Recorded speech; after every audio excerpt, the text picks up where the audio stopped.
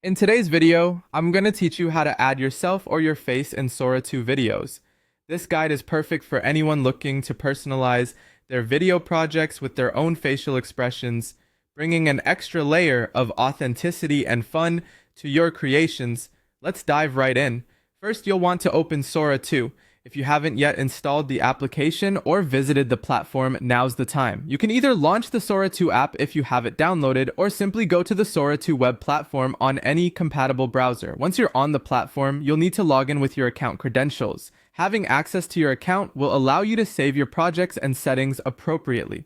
Next, let's jump into starting a new video project.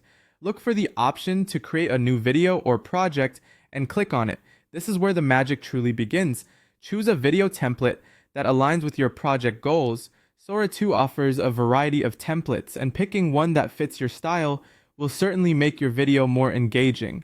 With your template in place, the next step involves enabling face capture or your webcam. This is crucial to incorporate your face into the video. In the settings, locate the face capture or camera input option. Click to enable your webcam or connect your camera as needed, and be sure to allow Sora 2 to access your camera and microphone. This permission is essential for recording your live video. Once your camera is set up, it's time to position yourself correctly. This means adjusting your face in front of the camera so you're fully visible. Use the preview window to ensure your lighting and framing are ideal. Natural lighting works wonders, but feel free to play around with the settings to find what looks best for you. When you've got everything looking good, you can proceed to record or sync your face within the project. By clicking record, you'll capture your expressions and voice, bringing a unique, personal touch to your video.